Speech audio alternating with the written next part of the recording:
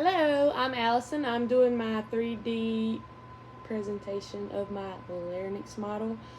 I wanted to start this video by saying I'm not creative at all. I'm also broke, and so I only had my child's Play-Doh to use without having to go out and buy a bunch of supplies. I'm not artsy or creative at all, so it's here, but it's not here.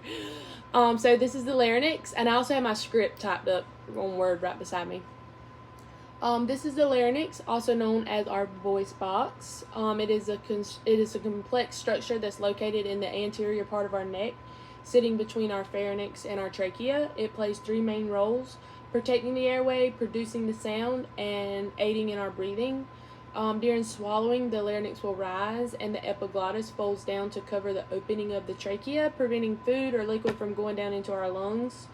For voice production, the vocal folds within the larynx vibrate as air passes through them, creating sound that is our speech, is how we make sound.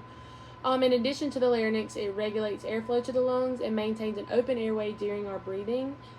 These functions are made possible by the framework of the cartilages that form the larynx, as you see here, and some of them are on the back.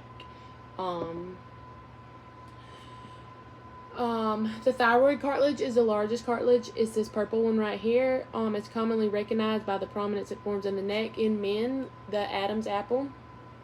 It provides protection for the vocal folds and serves as an attachment point for both intrinsic and extrinsic muscles of the larynx, which are critical for voice production and swallowing.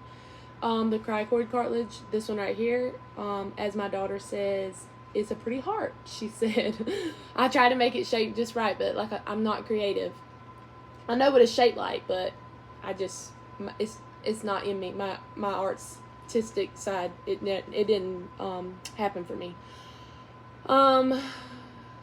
But it lies below the thyroid cartilage and it helps attach to the trachea. It provides a strong foundation for the larynx and supports our vocal folds, which we're going to pretend that this right behind it, but I just put it on the back of my little roll here. These are my vocal folds.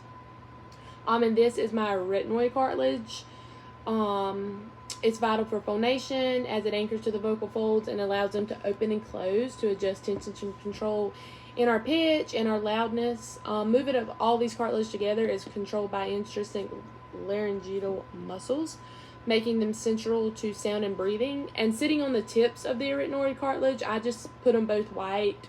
The corniculate, which provide additional structures to assist in opening and closing of the glottis. And then the cuneiform on this side, which helps support soft tissue of the larynx and stiffen the folds and maintain the opening of the airway. The laryngeal cartilages form a strong, flexible framework. The coordination cartilages with surrounding muscles ensure that we can breathe safely, swallow without choking, and communicate effectively.